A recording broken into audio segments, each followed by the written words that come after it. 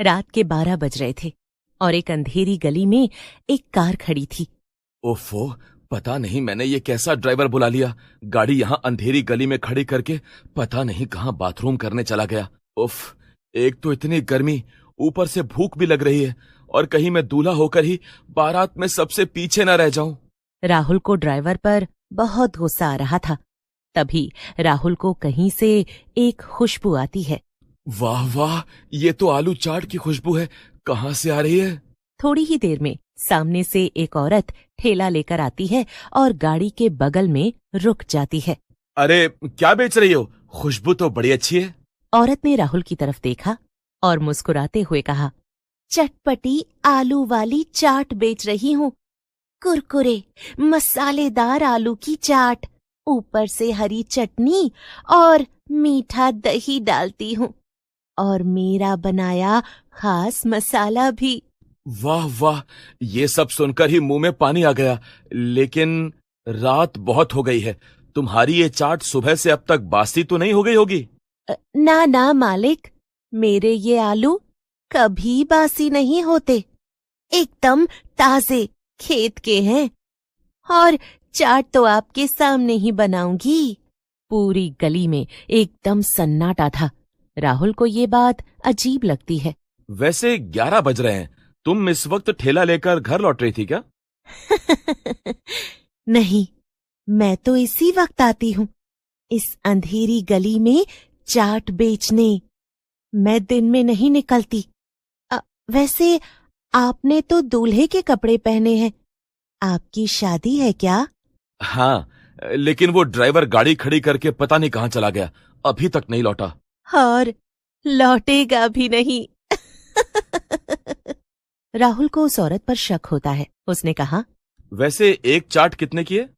पैसे नहीं लूंगी, तुम्हारी शादी है ना? अरे मेरी शादी है तो पैसे क्यों नहीं लोगी? तुम तो बड़ी ही अजीब हो। कहा ना, नहीं लूंगी। बस मेरी ये चाट खा लो और बताओ कैसी लगी। औरत राहुल के हाथ में गरम गरम चाट थमा देती है और उसे देखकर मुस्कुराने लगती है। राहुल को थोड़ा अजीब लगता है। तुम इतना अजीब बर्ताव क्यों कर रही हो? पैसे नहीं लोगी और सिर्फ चाट खिलानी है? कहीं इस चाट में कुछ गड़बड़ तो नहीं? ये सुनकर अचानक से औरत का मुंह बन जाता है और वो डरावनी आवाज में कहती है, क्या कहा? क्या बोला तू? मेरी चाट में गड़बड़? मेरी चाट में गड़बड़ कभी नहीं हो सकती। मैं मेरे गांव की सबसे अच्छी चाट बनाती हूँ, समझा? औरत की आवाज सुनकर राहुल डर जाता है और वो ये भी समझ जाता है कि इस औरत के साथ जरूर कुछ गड़बड़ है, लेकिन अब वो बुरी तरह फंस चुका था। अब तक औरत को गुस्सा आ चुका था। अचानक से वो अपना असली रूप ले लेती है, एक भयंकर चुड़ैल का। कहा ना वो नहीं आएगा, क्योंकि उसे मैं पहले ही खत्म कर चुकी हूं और अब तेरी बारी है। जल्दी से ये चाट खा और मेरा बन जा। पूरी अंधेरी गली में राहुल की आवाज गूंज जाती है, लेकिन कोई उसे बचाने नहीं आता। उधर राहुल की दुल्हन श्रेया मंडप में उसका इंतजार करती रह जाती है। ये लो जी, लगता है दूल्हा शादी से भाग गया। सही कहा बहन, लगता है किसी और लड़की से चक्कर होगा। हाँ, ज्यादा मत बोलिए आंटी जी, मुफ्त का खाना तो खा ही लिया है, तो अब अच्छा होगा कि आप दोनों यहाँ से चली जाएं। हाँ। इतना बोलकर श्रेया गुस्से में अपने कमरे में चली जाती है। पीछे पीछे उसकी माँ सोनिया आती है। बेटा श्रेया, पता चला है कि राहुल की गाड़ी वो पास वाली अंधेरी गली में मिली है, लेकिन राहुल और उसका ड्राइवर आस पास कहीं नहीं दिखा। सबका यही मानना है कि राहुल नहीं, ऐसा नहीं हो सकता। हम दोनों इतने सालों से साथ हैं और वो तो शादी से इतना खुश था, वो भला क्यों भागेगा? मैं जा रही हूं उसे ढूंढने। क्या? मगर ऐसे? श्रेया अपनी माँ की एक बात नहीं सुनती और दुल्हन का जोड़ा पहने हुए उसी हालत में सीधा उस अंधेरी गली में पहुंच जाती है। वहां उसे राहुल की कार खड़ी दिखती है। वो अंदर झांक कर देखती है तो अंदर कोई नहीं था, मगर राहुल का फोन वहां पर पड़ा था। अरे ये क्या? थोड़ी देर पहले ही राहुल ने ड्राइवर को इतने फोन किए, लेकिन ऐसा क्यों? जरूर ड्राइवर गाड़ी छोड़कर कहीं गया होगा और राहुल उसे वापस बुलाने के लिए फोन कर रहा होगा। मगर फिर ये दोनों कहाँ चले गए? श्रेया को कुछ समझ नहीं आ रहा था। वो गली के दोनों तरफ देखती है और तभी उसे एक औरत ठेला लाते हुए दिखती है। ये क्या? ये कौन आ रहा है? धीमे धीमे औरत उसके पास पहुंच जाती है। गरम गरम आलू चाट खाओगी? बना दूं? नहीं, मुझे नहीं खाना। लेकिन क्या तुमने दो आदमियों को यहाँ देखा? एक ने दूल्हे के कपड़े पहने थे। अरे हाँ, उन्होंने भी मेरी चाट खाई थी। तुम्हें उनके पास जाना है तो तुम भी खा लो मेरी स्वादिष्ट चाट। श्रेया को कुछ अजीब लगता है, लेकिन एक बात तो पक्की थी कि ये औरत जरूर राहुल और ड्राइवर के बारे में जानती थी। ठीक है, मैं खाऊंगी, लाओ दो। कुछ ही सेकंड्स में औरत एक बढ़िया सी कुरकुरी आलू चाट बनाकर श्रेया को दे देती है और चाट खाते ही श्रेया बेहोश हो जाती है। थोड़ी देर बाद जब उसे होश आता है तो वो देखती है कि एक छोटे से कमरे में वो, राहुल और ड्राइवर तीनों बंधे हुए थे और वहां कोई नहीं था। वो राहुल, तुम भी यहाँ हो? मैं तुम्हें ढूंढती हुई आई और वो चुड़ैल, उसकी चाट खाकर मैं बेहोश हो गई। पता है, हम उसी अंधेरी गली के आखिरी घर में कैद हैं और सुबह होने से पहले वो चुड़ैल आएगी और हम तीनों को मार देगी। इसीलिए हमें उससे पहले यहाँ से निकलना होगा। क्या? लेकिन तुम्हें कैसे पता कि उसे देर लगेगी? अरे ये मेरा मोहल्ला है राहुल, और मैंने बचपन से इस अंधेरी गली की चाट बेचने वाली चुड़ैल के किस्से सुने थे। मुझे उसके बारे में बहुत कुछ पता है, लेकिन फिर भी मैं कभी यकीन नहीं करती थी, मगर आज यकीन हो गया। श्रेया किसी तरह से राहुल के पास जाती है और पीछे से उसके हाथ खोल देती है। राहुल फिर श्रेया और ड्राइवर के हाथ खोल देता है। राजू दरवाजा खोलने की कोशिश करता है, मगर वो नहीं खुलता। लेकिन तभी वहां चुड़ैल आ जाती है और उन तीनों को खुला हुआ देखकर आग बबूला हो जाती है। तुम तीनों की इतनी हिम्मत, मेरी कैद से आजाद होने की गुस्ताखी की? अब मैं तुम तीनों को छोड़ूंगी नहीं। हाँ, अभी बताती हूँ। कुछ करो ना राहुल, कुछ भी करो। चाहे कुछ भी कर ले, आज तो मैं तुझे नहीं छोड़ूंगी। पहले तुझे खाऊंगी और फिर तेरे पति को। तभी राहुल को सामने टेबल पर रखी कैंची दिखाई देती है और फिर जल्दी से उठकर राहुल उस कैंची से श्रेया के बाल काट देता है। ऐसा करने से श्रेया चुड़ैल के चंगुल से छूट जाती है। राहुल और श्रेया एक साथ खिड़की की तरफ भागते हैं। मुझसे चालाकी करने की कोशिश की? अब देखती हूँ दोनों कहाँ भागते हो। चुड़ैल ने इतना कहा ही था कि तभी कमरे का दरवाजा खुलता है और वहां से ड्राइवर राजू, एक तांत्रिक भी था। कहाँ भागेगी चुड़ैल? ओम भट्ट स्वाहा। तांत्रिक के वो मंत्र कहते ही अंधेरी गली में चाट बेचने वाली चुड़ैल एक छोटी सी बोतल में कैद हो जाती है और तांत्रिक उसे लेकर चला जाता है। बाल बाल बचे सोनिया। और फिर उन दोनों की शादी धूमधाम से होती है। उस दिन के बाद से अंधेरी गली में कभी कोई औरत चाट बेचने नहीं आती।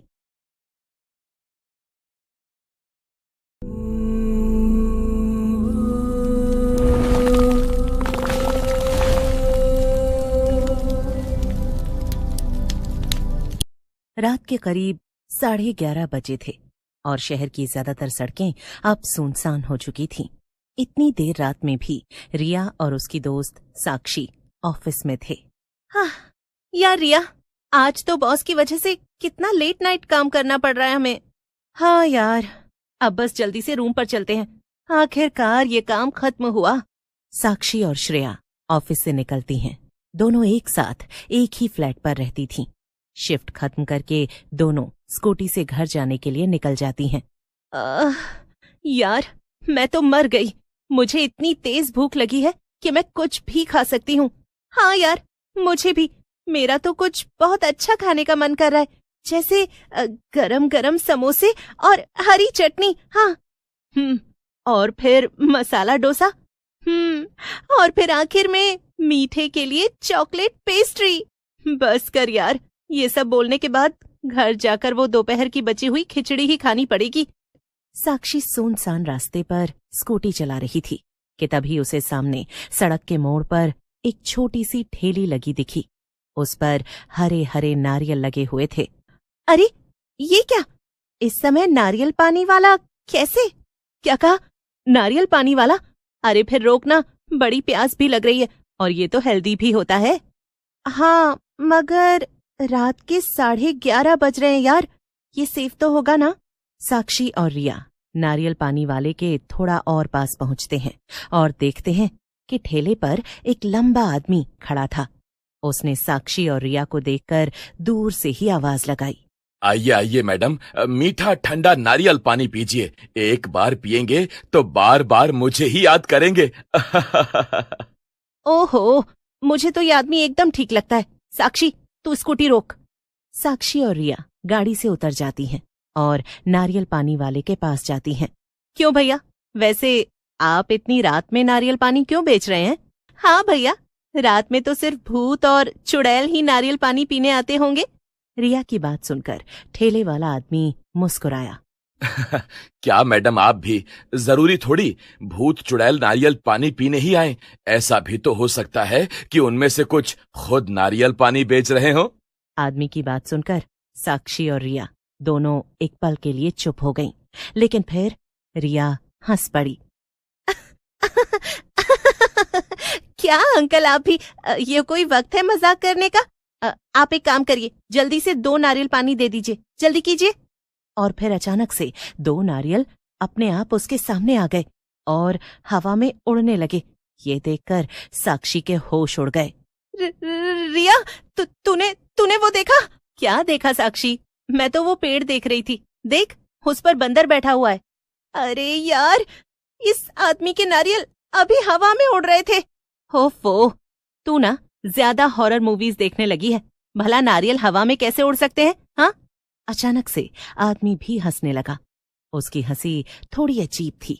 लीजिए मैडम, सिर्फ आप दोनों के लिए एक्स्ट्रा मीठा। वाह यार, इतना टेस्टी नारियल पानी मैंने लाइफ में नहीं पिया। आदमी ने साक्षी से कहा। आप भी तो लीजिए।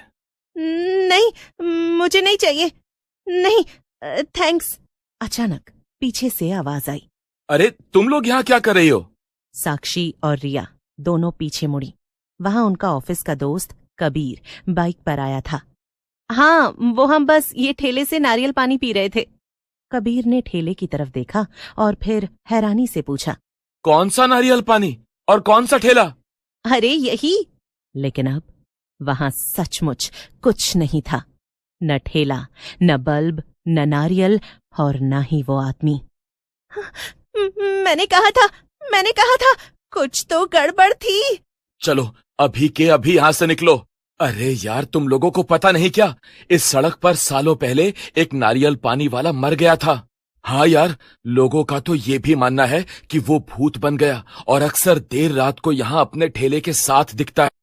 ये सब सुनकर साक्षी तो बहुत ज्यादा डर जाती है, लेकिन रिया हंसते हुए कहती है, बहुत फनी जोक है। वो आदमी जरूर ठेला लेकर अपने घर चला गया होगा। खैर चलो, हम भी अब घर चलते हैं।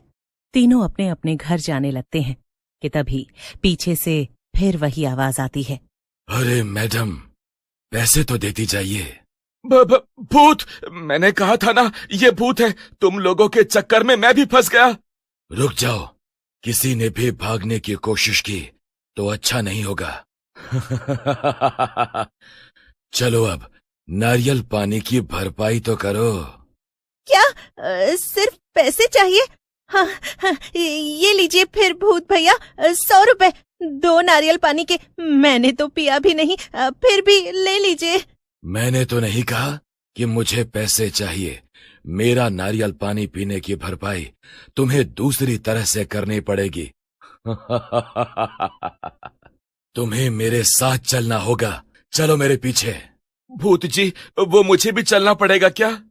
तीनों को चलना पड़ेगा, नहीं चले तो ये सब नारियल एक एक करके तुम तीनों के सिर पर फोड़ दूंगा और फिर तुम्हें कच्चा चबा जाऊंगा, समझे?